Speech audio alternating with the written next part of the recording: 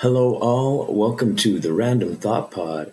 I am the random thought leader, your random thought leader, your beautiful, thoughtful, random thought leader, who's now in black and white because this camera is being silly. For all you audio listeners, I'm in black and white right now, and it might turn color, it might go black and white. But anyways, I'm Bridge LeVaut, and I am here with the girl. Hey, I'm here representing all of us, but I do want to know, what is it like being in Kansas before Dorothy went to Oz? Broadcasting live from 1932, it's Bridge LeVaut. We have not invented color yet. I want to do like the old-timey voice where it sounds like I'm falling off a cliff. It's like, hello, the girl. We are in front of... I don't know. You know what like, it's weird. Like, I don't know why they sound like that, but they do, right? Like, you know what I'm talking about? It always sounded harried like that. Yeah. Yeah. Absolutely. You're going to have like the, what do they call that? That transatlantic accent. Oh, absolutely. I love the transatlantic. Where did that come from? That was something I didn't add to the list was Let's go. Old movies. Well, I mean, this is the perfect transition. So it's funny, actually, I was talking to my sweet, sweet Mindy about this podcast is brought to you by Sweet, Sweet Mindy. Oh. I was talking to her about like the whole old movie thing. And I'm like, it's rare for me to find people that have watched old movies as much as I have. And she's like, maybe it's an evangelical thing. And I'm like, oh, that's right. Yeah. Because you're always thinking, you're always taught, well, the old movies were clean and pure. Shnikes, you might be right. You know, my mom could turn on AMC back in the day or TCM, and it was whatever came on was going to be fine. It was going to be black and white and harmless. Oh, that's such a good point. It only has racism, sexism in it. Just but no swear words here and there. And no sexual content. And no boobs, so no fun. Yeah. And when they kiss, they just go like, they just press their faces against each other. That was my favorite. There's a specific Doris Day movie that is so obviously like, I'm sorry for like anybody, the people that don't watch on YouTube, the one person that sees it on YouTube, that they literally just put their lips together and then move their faces around. There were no lip muscles whatsoever. And I know that had to do with like standards and practices, like the censors weren't going to let them actually smooch, but it was very like, lips together and we'll just move. And I was like, no, that's not that. But also the actor was gay, so like I'm sure he wasn't into Doris Day like that. Rock Hudson. Yeah, exactly. It was the thrill of it all. Danny Kaye was also gay. I love Danny. Was he? I love him. Yeah, I love him so much. He was amazing at everything. Have you seen the Inspector General? Inspector General is so funny. Did you see The Court Jester? That one. I don't think I saw the whole movie. No. Musical comedy. Glynis Johnson is in it. He's so good. He gets to be like really athletic and acrobatic because he was great, great dancer. But he gets to sword fight. But he gets to sing. He gets to be funny. It's so good. If you can, I highly obviously he's in it. White Christmas too. I haven't watched in White Christmas. A lot of Rock Hudson. My mom's super into Doris Day, so like my dad's got like this VHS collection. So whenever I visit them, I can watch it. Yeah. Get Smart. Like we always watch Get Smart. Is great. Yeah. There's one. It's not The Thrill of It All. It's Lover Come Back is one of my favorite Doris Days. She has a really low tolerance for alcohol, and they invent some kind of candy that has the same effects, and she ends up getting drunk, but she thinks that it's candy. Like this whole, it's one of those, they share a party line, but they're actually business rivals, but they meet in person, and she doesn't know, and he does, and the whole classic. It's so good. I had like a big like Peter Sellers kick that I went on for a while too. Oh, okay. Like I liked him in Pink Panther. Yes. I read his biography. Really? I think what was really interesting about Peter Sellers is like he would just inhabit a character, but he wasn't happy with his own personality in real life. Okay. So he was like super relatable. depressed. For sure. Did you read Dick Van Dyke's biography? I think he wrote two of them. I have not. He's lived long enough that he's written two. They're both excellent. Huh. Very good dude. I mean, not the best husband to his first wife, but marched in the civil rights movement and just a huge advocate. I really like him. Love that. I wish I could really play up this black and white thing. I'm just like drawing a blank. Could you filter it and be actually black and white? I don't want to prompt you because, again, any news story is going to get controversial if you were to pretend to be a caster. Just get all misogynist. Not on this pod. Yeah. It's funny, when we were talking earlier, you were talking about like throw them under the bus. Yeah. And I was like, I always thought it'd be funny to be like, well, I wouldn't want to throw them onto the bus. Onto. And it's like, what do you mean onto? It's supposed to be under. Why would I throw someone under a bus? That's so mean. That's so good. Or like the other thing I was thinking of is like, that's enough from the penis section. And it's like, it's peanut section. It's like, that doesn't even make sense. Peanuts don't talk. I saw that Disney porno. No. You know exactly what I'm talking about. I think so. What was it? What did they call it? It was with Pamela Anderson. Anyways, that film. No, I don't know. Okay, maybe his wiener talks to him. I like calling it wiener. I just think it's funny. Like I legit want somebody to talk about it during sexy time, where they're just like, my wiener. I hate it. No. Oh, now you're in color. Welcome. It's because I mentioned wiener. That's what it takes. This is the explicit portion. See, in the black and white times, you would not have been allowed to say it. So now you've moved into color. Wiener. No. I'm black and white again. I'm sorry, this audio must be listeners. really good for the audio listeners. Fun. For you, audio only. Thank you to now in our black fan. and white. And it seems to have nothing to do with saying wiener, because I am black and white and staying black and white, even though I'm saying wiener repeatedly. Most of this is just going to be me squeaking. I'm sorry. Okay, so I do really like the idea of somebody like just messing up those, whatever you call them. Not euphemisms. Are they idioms? Idioms, yes. I also think idioms are stupid to begin with. It's like, don't want to throw the baby out with the bathwater, and nobody really thinks about like where that came from. Actually, I think there is like, they used to like bathe babies in dirty water, and sometimes like, the baby would get dumped out. Because I feel like, you had 9 kids and you started with like one of them at a time, and the last baby was so filthy at the water you couldn't see the baby.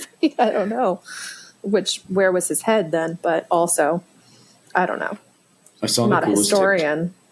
I saw the coolest TikTok today. Did you? And it was like these 2 babies who were twins. I saw that one. Seeing each other for the first time. So sweet.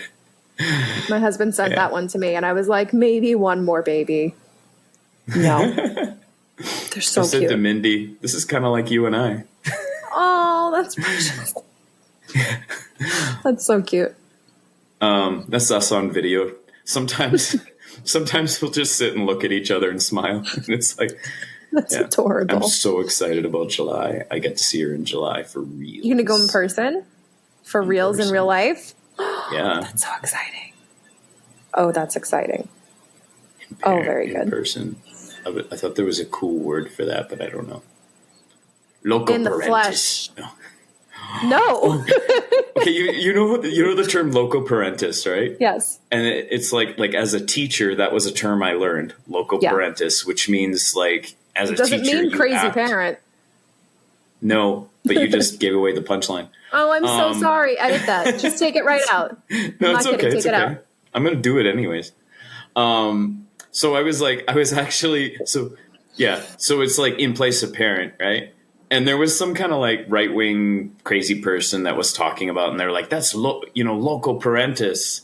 And I replied to them, I'm like, crazy parent? That seems like a bad idea or something. It's so funny. Oh, no. So there's actually like a Canadian show, Trailer Park Boys, in which I believe his name is Ricky. Okay. Ricky always screws up idioms. Such a Ricky thing to do. Okay. Such a Ricky thing to do. So like one of my favorite things he says is like, well, might as well get 2 birds stoned. I was like, the other one too is like... that's the stuff that kills me. he's like saying to a girl, he's like, "You want to be friends with the Benjamins?" And it's like, no, it's friends with benefits. And he's like, no, it's friends with the Benjamins. All those Benjamins are into kinky shit. All right. That's good. So I love that stuff. So I went to this like asbestos course, like where we were talking about like how they actually analyze asbestos samples, which was super interesting. But like while we were like standing around talking, we started talking about like what we call abrasive blasting.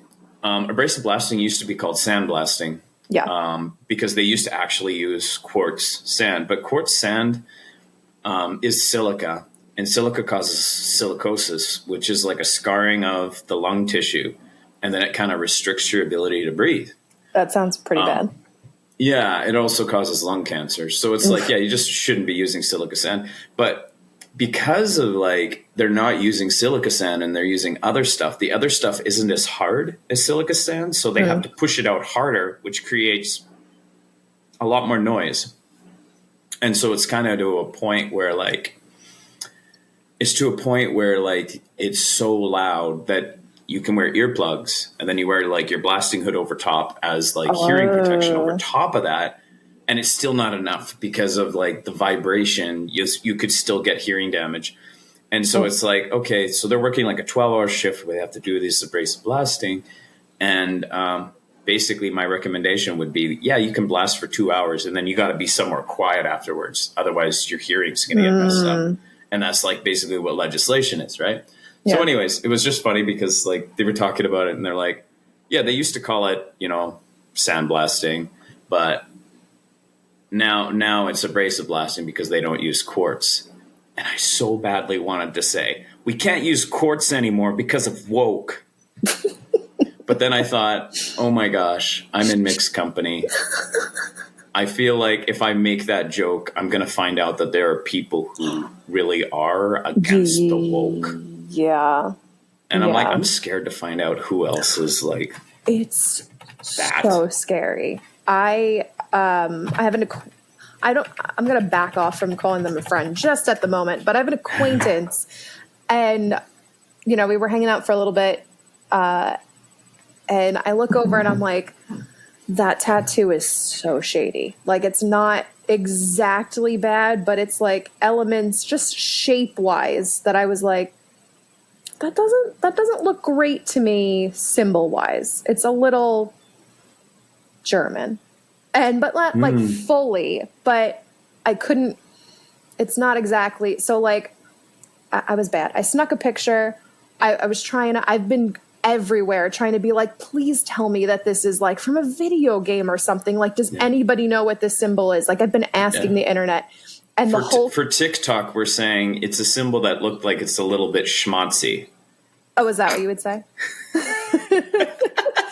But it's a little sus, and everybody's like, I've not seen exactly that. It doesn't look quite like, but it's close enough that it's like, dude, why do you want it on your body? It's an inch away from just really, and it makes me like, oh, damn it. Now I'm going to have to go, hey, that's a cool tat. Is that from a video game or like the army? Like, what is it? And I don't want to know the answer, but also I do. So I can be like, well, it's been nice knowing you, but it's hard. You got to be ready for the answer, right now. Yeah. It's like I got enough drama in my life. You do, right now. It's whack. Very whack. I hope we don't run out of city water. That's kind of one of the top things on my mind right now. We had like a water main break. And so it's like, you guys got to conserve water while we figure it out. And they're like, we're going to run out of water in 2 days at current consumption rates. Oh my God. And so it's like, okay, so what do I do if we run out of water? I don't know. This is I'll what go visit someone else in another take for city. Granted. You're going to have to. That's crazy. Well, it bothered me too, like, because on Facebook, there's like a suburb of Calgary, Airdrie, and there was a guy that's like, people in Calgary are going to be stinky today. And I'm like, you know what I mean? Like, I'm like, bro, like, if you were running out of water, do you think it'd be funny? Like, like, it's like, but But you know what's hilarious is that Airdrie actually uses Calgary's water supply, so they're in the same position. Oh, shnikes. There you go. Sucker. I wonder, and I'm sure the sad answer is no, but if there was a visual representation, like, of like, hey guys, this is how much water, theater of the minds, this is how much water we have left, and then it's gone, and you're using it like this, so you'll be done in 2 days. Like, is that helpful? Like, people just aren't trusting the experts to give us correct numbers. But like, if you had a water pump or something, a cistern outside your house, and you're able to look in it and be like, oh, we got half of this to last us until whenever, I guess that people can't believe the abstract anymore. You know, I don't know. People are just stupid. People are silly. Yeah. Well, I think there's just been some serious influence of like Russian disinformation. I think that there's just been like a lot of trolls online that have been manipulating, the way public looks at things. And so there's so much distrust in the establishment, in the media, in the scientific community. Yeah. And it's like, so if you don't trust either of those, and it's like, you don't trust your judicial system, you don't trust your electoral system. Like, there's so much distrust in every institution except for the church. These people trust the church somehow. It's bizarre. Boy, it's really bizarre. That's a good one. Yeah. Yeah. I mean, I don't trust anybody either, but then I go down the thought of like, well, then what do I then believe? Because I don't believe the news, but I don't believe the government either. But I don't believe the alternative news. But I don't believe, just what it is. I just gotta be in my house. We have to look at the incentive structure for each entity, right? Yes. Yeah. And so it's like, so what is the incentive for the media right now, depending on which media it is, right? Yep. And so like, if I were to tune into the CBC, which people are like, oh, they're left leaning and they're pro Trudeau. If they were to say something critical about Trudeau, I'm like, it's definitely true. Like, they're not going to say something negative about the guy that they're always trying to prop up, right? Okay. And so you got to think about your media in those terms. So if Fox News says something critical about Donald Trump, then that has to be true. That's true. Right? Yeah. And so I think if we think in terms of incentive structures, then we understand how to trust. But yeah, I don't know. It's weird. Because I guess for me, though, too, like spiritually, I'm just such in like no man's land where I'm just kind of like, I don't know. I'm not going to believe something just because someone says it. But I'm also not as concerned about, factual information spiritually. Like, I'm just like, is this loving or is it not loving? I don't really need to know, like, well, is it technically the world is this old? I'm like, I don't care, man. Like, none of that matters. Yeah. Did Jesus really turn water into wine? I don't know. Does it matter? Like, what's the lesson in all this, right? Yeah. It's like Rob Bell saying, does it really matter whether the earth was flooded and whether all these animals were rescued, or is there a lesson that we can extract from it, right? Right. And I mean, you could clearly extract the wrong lesson from all of this. It's like God killed all those people because they were gay. Right. Which is not, yeah. And it's a mess. Like, it's really a mess because you have to explain away so many things to still hold to scripture, right? Yes. Like, where you're just kind of like, well, like, it's funny when people are like, I can't believe the gays stole the rainbow from Noah's Ark. And it's like, yeah, that's a beautiful story about genocide. Like, yes. And so it's just so messy, and I'm so done trying to understand it. Yeah, and I just, think, I don't know. Did you say Lot's wife? Did you say something about Sodom? Like, why am I thinking of Sodom and Gomorrah right now? I know you did Noah's Ark. No, I didn't, but that's another one. Yeah. The gays was what it was. Because we're always taught that that's why that happened to those towns. Yeah. But when Jesus talked about it, the only thing he said was to remember Lot's wife. And her thing was that looking backwards and not obeying and trusting and moving forwards. And I think if he had something to say about what was going on in the towns, he would have mentioned it. But the only person he ever told us to remember was his wife. I don't know. Yeah. Yeah. That's so hard to understand too, though. It's like, well, you look back, you'll turn into a pillar of salt. You need to obey me and not. Anxiety is a sin, girl. Oh my God. So it's like, yeah, I don't know. I'm like, yeah. If people want to explain that, they can do that, but I'm not going to argue with them. I'm just like, I don't know, man. Okay. Yeah. So I can't remember where I got this from. It was something I was reading. The word perennial. And it's perennial's a term. It's a coin.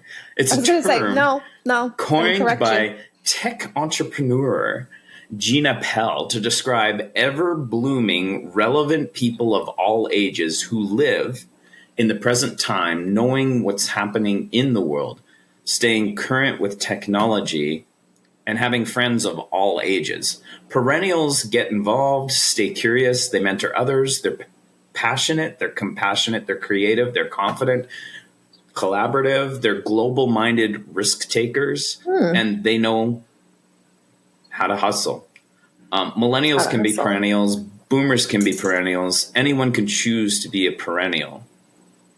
I think maybe what the point is that like it transcends generation, and it's like, you know how like each generation seems to kind of get locked in a certain thought pattern, and so people are always like, oh well, you're a typical millennial, or you're a typical Gen Xer, or you're a typical boomer. Let's go with booner now. That's awesome. Booner. That's like a wiener, but they're not. But it's like, rather than getting locked into that, it's like if you can be a perennial and actually live in the present time, know what's happening, stay current with technology, and have friends of all ages, I think that can be such a beautiful thing. Like, I know for me, it's funny because I talk to Mindy about things and we're just like very current in how we think. And I'm like, how do you know this? And she'll be like, it's because I'm chronically online. And I'm like, yes. Okay, that's how we've stayed current. But I mean, it's between that and it's like my kids are nearing, adulthood. Right? I have two 20-year-olds, a 16-year-old or 17-year-old, and a 14-year-old in my house, right? Yeah. And so it's kind of like as your kids get older, I was thinking yesterday about how like they always say you can't be friends with your kids. And I'm like, I understand why they're saying it, but it's kind of like saying you can't be friends with your employees. It's like you can be, but you need to have like certain boundaries set, right? Yeah. And so I'm like, as my kids get older, I feel like they become more so my friend. Yeah, I think you grow into just closer to peers. Yeah, well, and you take more of a like consulting role. Yeah. Rather than like a mentorship role. Like it's like when they're fully adults and they're on their own, I'm not going to tell them what to do. Right. I might not even give them advice unless they ask me for advice. Yeah, I would think. But I mean, this is interesting too, because like, I was talking about like how, like my relationship with my kids has always been really good. Like I've just like, they're my little buddies. Right. Yeah. And I do things with them. And I mean, it's not like I don't ever tell them what to do, but they're willing to do what I tell them to do because they like me. Yeah. And, so one of my friends was just kind of like, well, that's you being a male. As a female, you can't be like that because women end up doing a lot of the like little kids stuff where they have to like continuously be monitoring the kids and mentoring them and all this stuff. And I'm like, gosh, that's, yeah, it was interesting because I was like, I'm not going to argue with you, but in my mind, I'm like, you can't stay there forever. Like you can't stay there and assuming your kids are wishing your kids were in elementary school forever. Yeah. Yeah. Like somehow, even as a mother, it's like that relationship's going to have to change because you can't lord over them forever. It's hard. Yeah. I mean, my oldest, my girl is 12, soon to be and a half. She would want me to say the half. And, you know, I have friends whose oldest is like 7, 8, and just in a very like independent, bratty leadership style, you know, phase. And she was like, oh my gosh, is this she sent me some kind of meme about how like, as they get older, they become your friends. And she was like, does this get better? And I was like, kind of. I mean, like, there's stuff that's still going to be hard when I have to parent her. But like, we had COVID together a couple of months ago, and we watched all of the Hunger Games movies, and we watched the Eras Tour, and we made this, and we ordered Chinese, like, and we just palled around for a couple of days and read books and had fun. Like, and then every now and then it's like, hey, we'll go out, we'll go get lunch. And it's a little buddy, and pouring into her like that is great. But then we got to go home, and I got to make her clean her room, and I got to make sure her homework is done, you know, so there's always that. But then it does grow into more of like a, you know, you're needing less guidance from me, and we're able to build more of the relationship that hopefully we'll have when you're older. Like, we're building the relationships, the memories that you'll have in 10 years of like, you know, I remember that time my mom took me out for Indian because the boys didn't want Indian. So we all went out and did whatever. But the relationship grows, it changes. My relationship with my mom was like that. And I think part of that too is like being that perennial, right? Where you're like allowing your growth to transcend your generation. Because like, even, you know, there was like a little thing, I was actually going to add it to the list and I never did, is I was like, my eldest is like, so what time are we leaving? And I'm like 10 to, and he's like, just so you know, that means nothing to us Gen Z kids. Oh. And I'm like 10 to. And I'm like, so if I said 4:50, would you understand? It's like, yeah. And they think in terms of digital clock. And I remember like as a kid, learning time was so hard because I would just get shamed if I said 4:50. Okay. It's like, no, it's 10 to. It's 10 minutes to 5. Quarter of 10 to, yeah. Okay. Yeah. But I'm like thinking, why was I conditioned to talk that way? Yeah. And it's the same thing with like, people are like, kids aren't going to learn cursive anymore. It's like, so why do they need cursive? Yeah. Who cares? Like, there are things that were relevant when I was a kid that aren't relevant anymore. And I can get over that. Yeah. I mean, there's skills that I know kids are lacking that they do need. And then there's skills that they're not going to. My kids, you know, it's as silly as being like, well, you know, kids today can't dial a rotary phone. And they don't have to. You know what else they can't do? They can't like paddle a canoe that they made. Like, and that's okay, you know, but they can code and they can do whatever. But this perennial thing I hadn't heard. I thought we were going to be talking about gardening because there's perennial plants and annual plants. Yeah, and I was like, oh, I'm not a gardener, but I know what perennial is, but it holds true that they're coming back every year and they're meeting every generation, and every technological advancement is that reblooming, and they're just meeting that opportunity. I love that as a term. That's great. Huh. I wanted to interrupt you while you were talking about the whole things that kids can't do anymore. I'm like, it's like kids don't know how to shoe horses anymore. That's a good one. My kids couldn't shoe a horse. We went to Colonial Williamsburg. They couldn't have helped with those horses. Yeah. Well, it's like those cashiers don't know how to do math anymore. It's like, why do they need to do math? I mean, you know, you gotta. Okay. I gotta give dependent on technology is a problem because you won't know when the technology's failing. Right. As long as they can count back change, that's fine. You know. I know everything's a debit or a credit card now, but when I pay in cash, there is a struggle for like.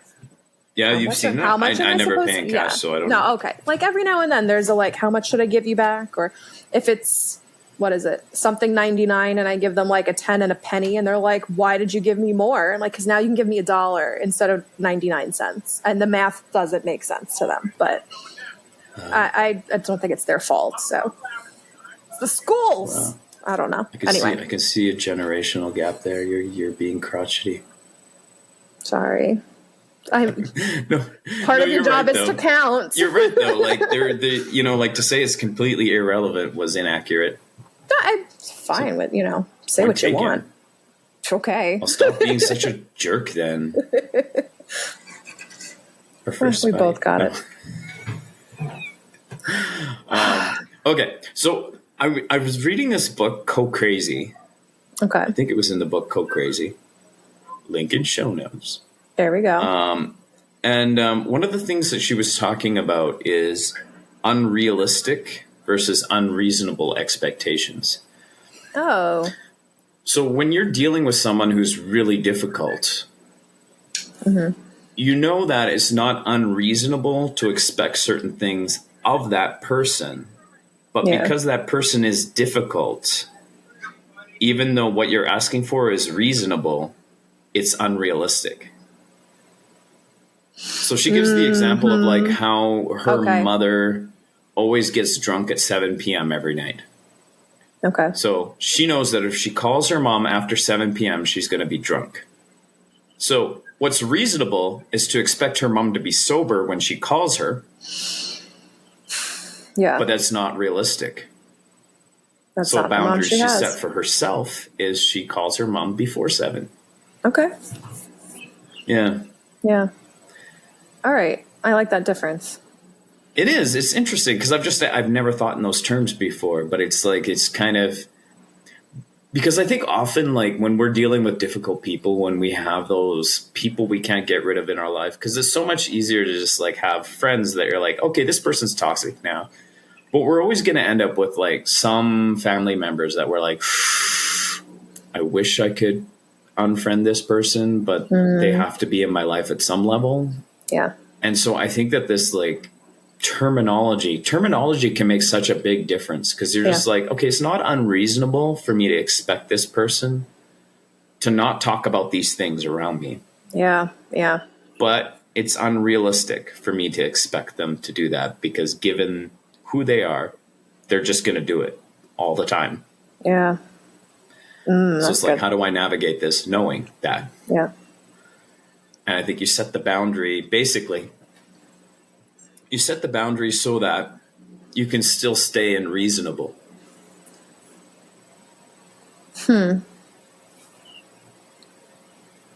That's interesting. No, I like that. I like that filter. We've been working with my youngest. His brain is very different. His brain is very interesting and concrete, and he thinks a lot of things and asks a lot of questions. And I've trying to be like, does that make sense? And he was like, no. I was like, wait. Is my answer clear, but it doesn't make sense to how you think? And he was like, oh yeah, no. Like your answer and your explanation is clear. I just don't get it as it being correct. And I was like, okay, but we can work with that. That like, this is the facts. It doesn't have to make sense to you, but as long as I've responded clearly, that's all I can do. And that's been very helpful. But setting those two really different, cool similar but different terms. Yeah, having that kind of language to it. Like language makes such a difference. I think, that was what was incredible to me about a lot of like Trumpism, where people are like, oh, he says words people don't like, but words don't matter. I'm like, legit, all you evangelicals, like you believe that the world was created with words. Yes. And you're telling me words don't matter? Words give death, words bring life. The whole thing. It's, let's say Paul wrote a lot about the tongue and our words and what they do. You have to think it's important. There's portions of the Bible I'm like, that's so good, I want to use that. But it's like... But it's the Bible. But I want to throw away a lot of things too. So, there's definitely some wisdom in that. There's so much wisdom in so many things. If you can look broadly, you can find the wisdom and find the way of love. Okay, I don't remember where I got this from, but somebody said that advertising is the opposite of therapy. Advertising is the opposite of therapy. Mm-hmm. Okay. So like therapy is like, you're okay. It's like a lot of bad stuff happened, but you're okay. Yeah. And it's kind of working you through that. Like, I think like for me, think I talked about this. It might have been on the one with Marie. I talked about like how my therapist is like, what do you want from me? Yeah. And she's like, what can I help you with? And I'm like, I just wish I had more bandwidth. It's like, I've got this going on. I've got this going on. And I just feel like I have to keep cutting people off, like there's things that are happening online that I'm like, I just got to cut people off. I can't respond to them. Yeah. And she's like, so what you're saying is, despite all the terrible things that are happening in your life, you wish you had the bandwidth to argue with strangers on the internet. And I'm like, okay, well, that's stupid. Wow. Right? Not when you say it like that. Okay. But it is basically like her saying, like, this is, my level of bandwidth and, how I'm just like, I just can't handle things. Yeah. Is characteristic of what I'm going through. So she's not gonna change that, right? Yeah. And so it's kind of like that therapy where it's like, yeah, you're going through a hard time, but you're okay. You're setting boundaries. You're getting through it. You're figuring it out. Again, that unrealistic versus unreasonable. That's so good. I'm going to use that for a while. It's so good. Yeah, it is. Advertising, on the other hand, keeps telling you you're not okay. So it's like, you're not okay, but we got this thing, and this thing is going to help you be okay. Right. And so whereas therapy is like, you're okay, you've got the tools. Advertising is like, you're not okay. You're not. I'm going to sell you the tools. Yes. Okay. Huh. Nope, that's good. I listened to an interview with Nick Cave. Oh, so Not good. Nick Cage, Nick Cave. I have never been really into his music. I didn't even know who he was. I listened to his music. I was like, this is He's very good. Weird. You what? Sorry? Sorry, no, he's very good. You like his stuff? I mean, my dad loves him. So, I listen to what he sends me. I think it's very good. My dad It's kind of like, it's got like a darkness to it that's kind of interesting. But I was like, very moody. Didn't 100% get into it. But I really liked his interview. And one of the things he talked about is kicking the crutches out from people. Ooh. And I think he was talking about religion. And this is something I want to get really better at. Because when people start speaking in Christian terms to me, I'm very quick to kind of say, like, I want to kind of say, like, hey, man, like, that system doesn't work. Yeah. But it's like, this kind of, I remember I was thinking about, like, Taylor Swift, because you and I have talked about Taylor Swift before, and I've been able to say, we have. Yeah. And I'm like, that music's not for me, but I'm glad it works for you. Yeah, that's fine. My shoes don't fit you either, and that's okay. Yeah. And so I would say the same thing with theology. It's like, that theology is not for me, but I'm glad it works for you. And I want to get better at doing that, because and I think, like when I was talking to Mindy about it, she's like, it's okay. Like, you're processing your trauma. Yeah. And that's going to come out in conversation. And I'm like, yeah, I know. But I don't want to kick the crutches out from people, like if it's working for them. And so that's something I'm trying to work on as I also process things. Because it's like, at some point I do have to get angry. Sure. At some point I do have to allow myself to be irrational and, Yeah. But I also feel like it's a lot to work through. The people that you would, and probably on the internet, push back on, if they were to hear like, well, I don't agree, but I'm glad that works for you, would find that so offensive. Like it is kind coming from you. Like you are giving them no, that's fine for you. But also I'm not coming over to believe with you on that side. And they would see that as so dismissive because they need their truth to be the truth, the truth so badly. But, so just friend to friend, don't expect it to go over that well, but it's goodness coming from you. But I've really tried, like we've got my church is interesting. It is not evangelical, but it's not super orthodox. So we've got a lot of different weird beliefs and weird people. And I just try to like, oh, okay. All right. I mean, not me, but okay. Also, that's great. But I saw something, and it's been killing me that I cannot think of this lovely Instagram content creator's name. And she's just delightful. But Russell Brand got supposedly saved and baptized and everything recently. And I hate that I even said supposedly. This gentleman has used his words to communicate. I can't tell him that he's not. Like, I have to take him by what he said. And that 2 days before or a day after, like, a video of him pulling some tarot cards was released. And again, I don't know when he recorded it. He could have recorded it 2 weeks ago, and he has a schedule or something like that. But the comments were so like, we don't do that. You're not a real Christian. And he's been a Christian for 10 days at this point, like literally. Yeah. And I believe, if I'm not mistaken, he met that with a lot of like, I'm still learning. I don't know what I'm doing. Thank you very much for that. Maybe he didn't, but that's what I remember reading.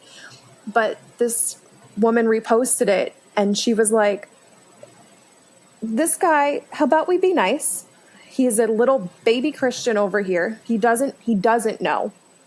And at this tender phase, he just needs God's love. And maybe he needs to be protected from Pharisees more than the witches right now.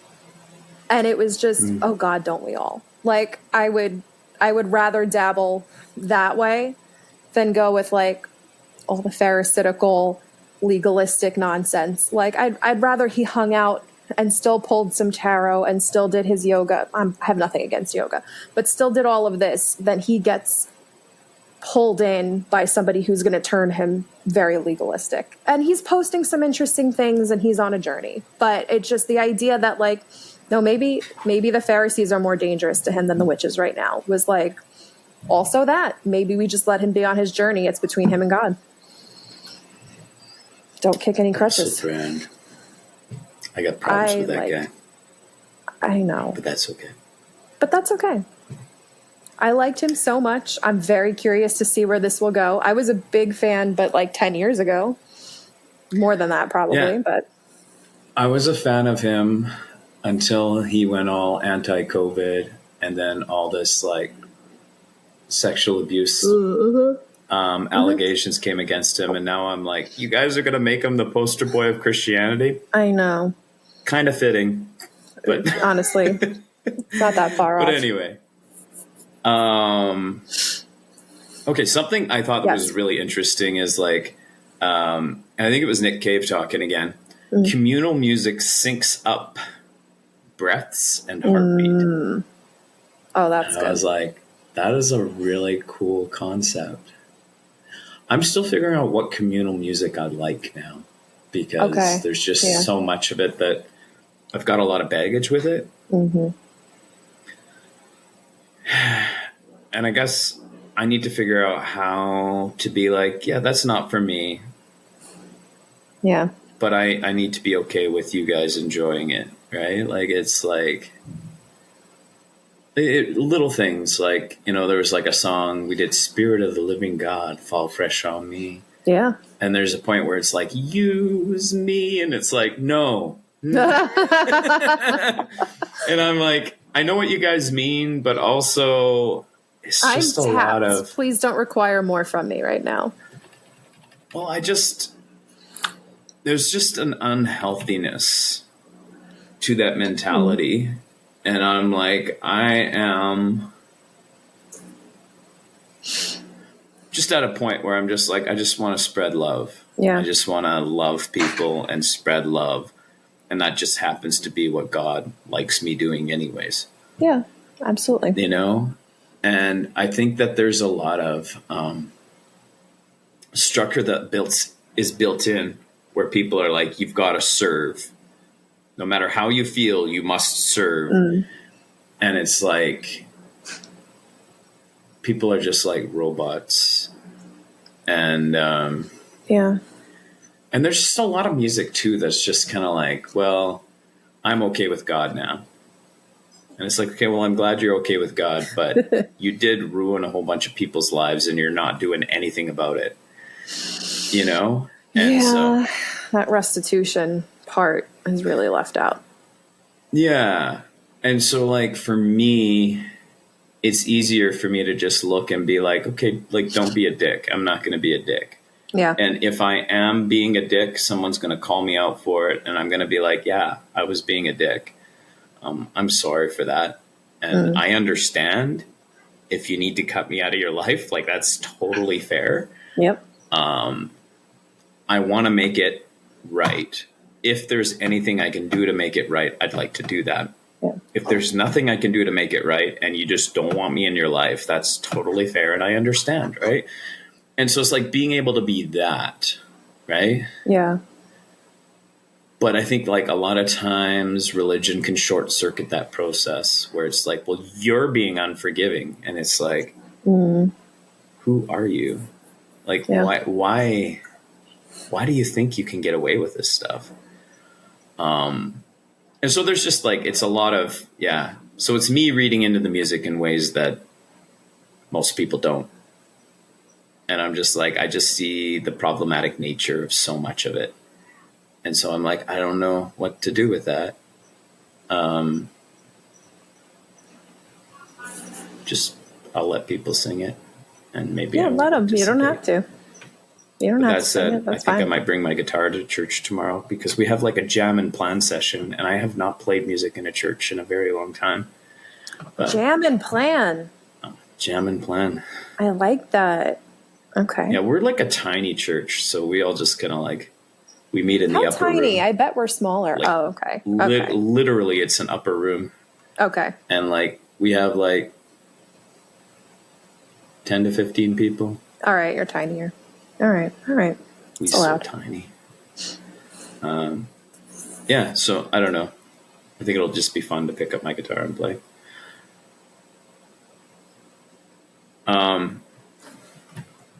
Yeah, I don't know what to do with the word sin, because the word sin just kind of, it seems to be just looking at, these are things God doesn't like. And the things that God doesn't like could be, like, so arbitrary. And I feel like so much of the pain that religion causes is because their God is not letting people do things that are actually good for the individual. Okay. And so I'm like for me, it's like I would rather just look at things in terms of whether they're loving or not, and act accordingly and promote behavior accordingly, and just be like, well, is it loving? Well, if it's not, then I'm going to tell people, please don't do that. You know?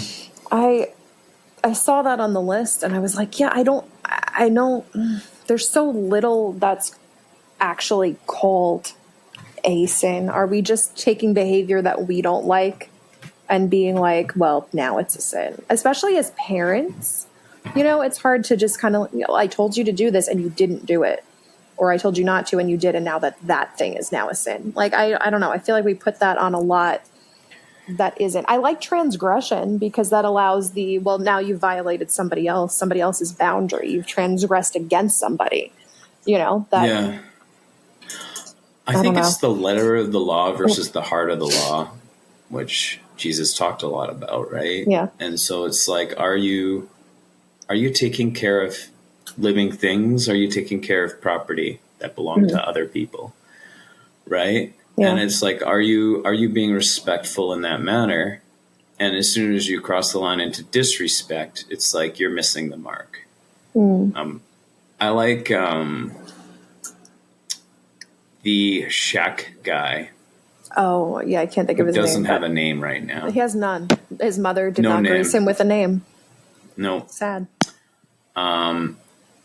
He said that he thinks that sin is where you miss the mark of who you truly are.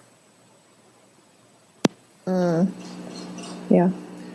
And so to make it sound less humanist, I could say, well, you miss the mark of who you were created to be. I mean, does the Bible not say we fall short?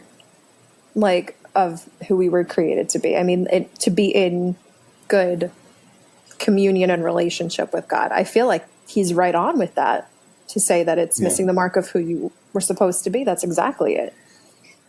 Yeah. But continue. I've interrupted. Yeah, no, that's good. We're good. They're just really interesting. When we don't speak our truth, we end up repressing our authentic thoughts and feelings. That's a struggle. I don't like it when what I'm thinking could actually hurt someone else, so I'd rather not speak it.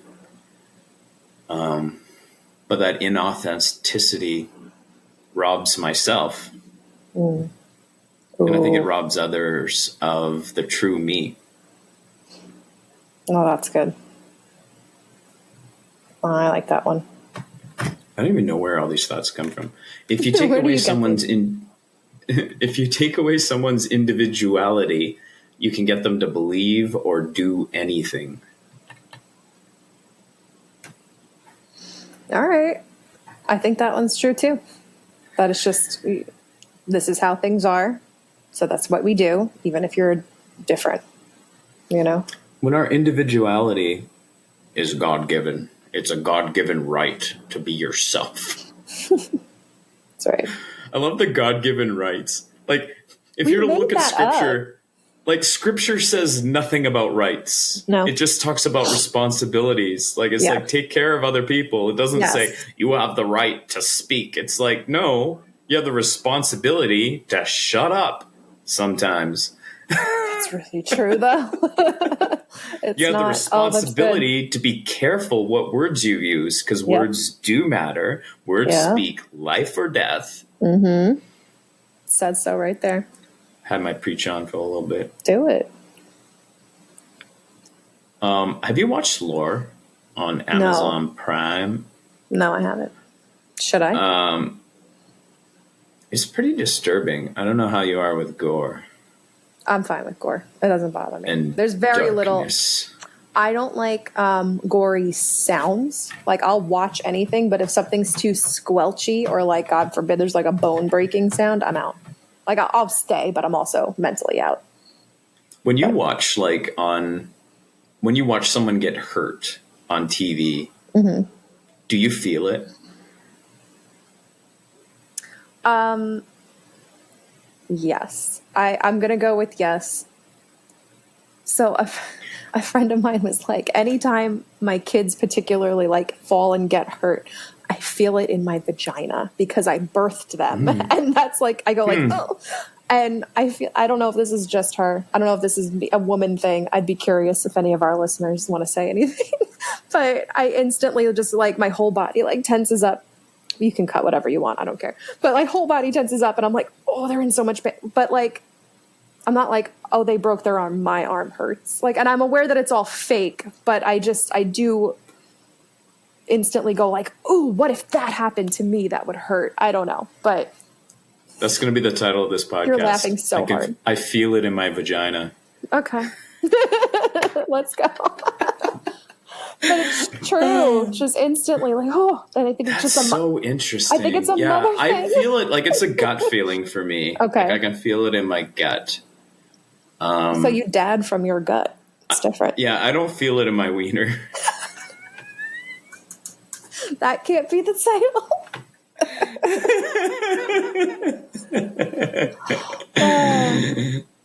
Wiener is such an unserious term. I love it.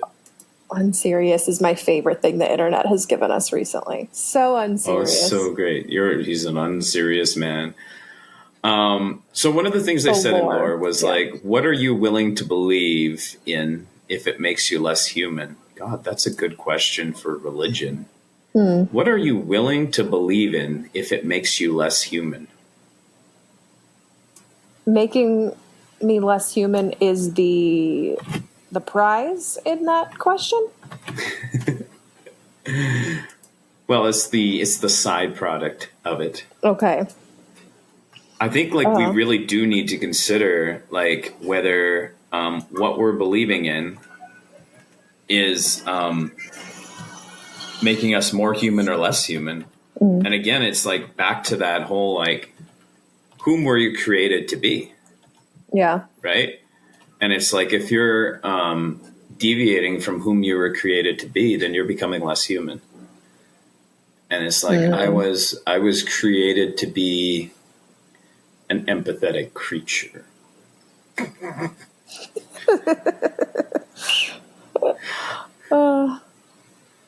Yeah. And I think, like, even, you know, with that, it's like, you know, and I've probably talked about this before, but Brene Brown, you know, did research into the most compassionate people in the world. And it's like, what did all the most compassionate people in the world have in common? It wasn't that they had the same religion. Some were Buddhist, some were Christian, some were atheist. You know what they all had in common? What? Healthy boundaries. Which is so interesting because it sounds counterintuitive, because you look at it and you're like, well, if you're going to be empathetic, you got to have no boundaries. You just got to feel everything. And it's like, no, you've only got so much.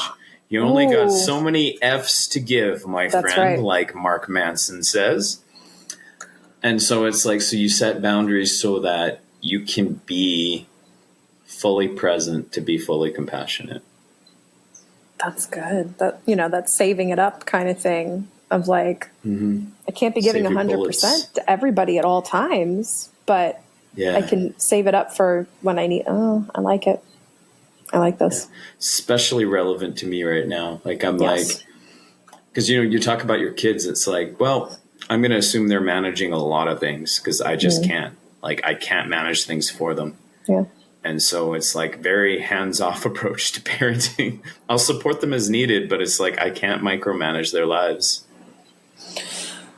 Yeah, and you know, most of them are in the age where that's okay. You know, if you had smalls, you'd be managing so much. You know, but it's they're handling some of their own, and that's thank God.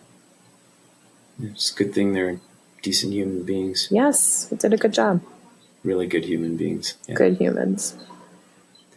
All right, one more thing from lore. Okay. So I'll give you an example of lore. There was a episode that was about a guy who gives lobotomies. He basically invented a lobotomy where he took what was essentially an ice pick, but he actually got it modified. He got a machinist to do it very specifically so that he could go through the eye orbitals and give people a lobotomy. And legit, he would basically just have people come in, and this guy comes in with his kid and his wife. And the guy's just like, okay, so you guys have any questions about the procedure? And they're like, nope. And he's like, okay, well, there's a coffee shop on the corner. Can you and your kid, you know, you can go to the coffee shop in the corner, and I'll be here with mom, and we'll do the procedure. It'll take about an hour, and then you can come back and take mom home. So legit, he just like lays her on the table, zaps her, so that she's like, I guess zaps her to kind of put her out. Yeah. He's got like this electrical shock thing. And then he's just like into her eye portal. I like that. Yeah. But it's like, so basically kind of the essence of the episode was like, which is better, to damage the brain and get them out of the hospital or do nothing? Like she would end up in an institution if they didn't do this.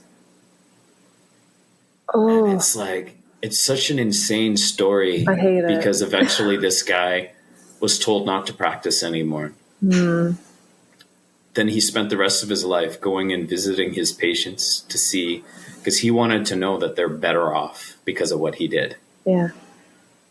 Ooh. And Lord. I guess it really fits that theme of where we take away people's ability to be who they are. You know, because a lot of definitions of sin is so core to people's identity. Yeah. Where we're just like, well, you can't love that person. At least not in that way. You're not allowed to love that person that way. You're not allowed to see yourself that way. You know, it's like, no, you need to see yourself in this gender binary. Right. The binary that was assigned at birth, you need to stick to that no matter what. And it's like, what if people deviate from the norm? Like, can we just let them deviate from the norm and trust that God is working, trust that God has a identity that doesn't match what you think it should be. Yeah. And it's like allowing people space and being able to come back to that whole like, hey, you know what? I'm glad it works for you. Yeah. You know, your queerness is not for me. Right. Because that's got to go the other way. But I'm glad it works for you. Yeah. All right. Man, if we could all get that. Yeah. Just let people, leave them on their own, leave them be who they are. Okay, there's a joke I want to get back to. Okay. I see it on the list and I'm like, I don't want to save this for next time. Good, because my kids are about to come home and make so much noise. There's like a C.S. Lewis book, and I can't remember. I did a whole bunch of C.S. Lewis. I did like the Space Trilogy. I have to read more, but... The Boy and His Horse or whatever. The Horse and His Boy. It's fine. Go ahead. Horse and His Boy. Yeah. I don't know what book this was from, but there's like basically this guy who in a conversation, he all of a sudden just like blurts out something. Okay. And C.S. Lewis says, so-and-so ejaculated.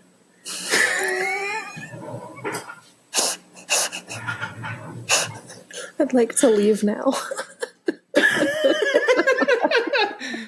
I'm like, whoa, C.S. Lewis, buddy. This is a book for children.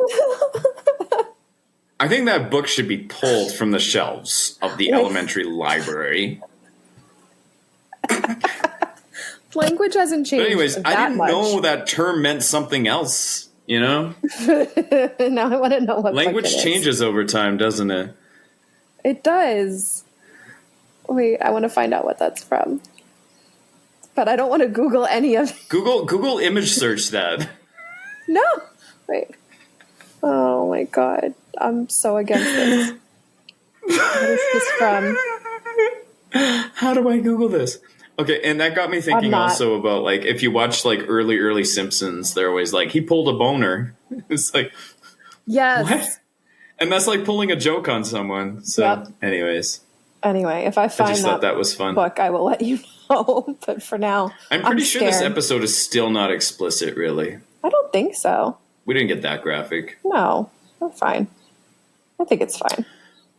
Friends, follow me on Twitter. Friends and enemies. LeBoit. Follow me on everything. It's Bridge LeBoit.